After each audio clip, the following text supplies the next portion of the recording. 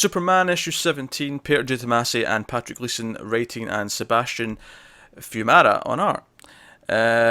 It's kind of funny that Super Sons took so long. Like, we knew it was coming since last March, and we kept waiting on it, and then it finally hit. And the same week, the issue of Superman that came out was, oh, let's do a John issue, where it's just all John and Kathy. And I loved it. It's great though. Oh, I loved it as well. It's John and Kathy going on a Goonies-esque adventure to. Yeah, it was. You feel it as soon as they get ambling. on the panel where they go on the bikes. Yeah. With the lights, with the headlights, and they're going to Dead Man's Swamp, and I want this as an animated short, just because the stuff that it does with the size changes and the fog, and it's such a kid-friendly story. Yeah, basically lots of weird trippy stuff starts happening, and it's explained at the end. Kathy's is it her uncle or is it a dad? Grandpa. Yeah, okay. I'm forgetting her relation for some reason, but basically explains. Oh, it must have been the gas off the swamp that was making you see things. But we see at the end, of course, that the mysterious, tall, dark figure that was chasing them is actually something out there. Was I the only one thinking Fake Clark? No. Yeah. I didn't think Fake Clark. I don't know. I assumed either it was him, the grandpa. Oh, yeah, that's possible. Do you know what it was, though? The silhouette at the end with the glass, it proper reminded me of the Eradicator. Do you know what it was? Yeah. It was I think it was because it ended with the next Superman Reborn, and because all this Clark stuff's going on in action, I was thinking, oh, what if this ties in? What if, like, obviously I'm not thinking it actually looks like that. I'm thinking it's the kids are seeing that because the gas and there's kids in the scared. Yeah, because at the end they're in the well and they're hanging down there, and when they went down there, it didn't seem like a well, so it was almost like it snapped them out of their reality that they're seeing as kids.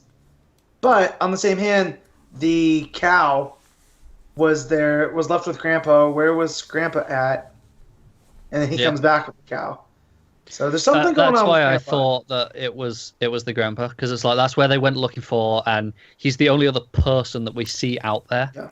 Honestly, no, it makes a lot of sense if it turns out to be him. And we did have that weird stuff with him. What was it? Finding the stuff out in the field. Yeah. About the Frankenstein stuff, was it? Yep.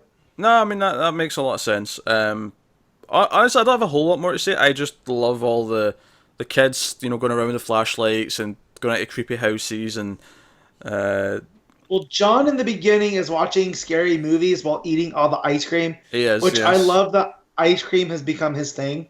Yeah. Because Lois tells him, or I think it's at the end. Yeah. Where she talks to Clark that, do you think he ate all the ice cream? Or we know he did.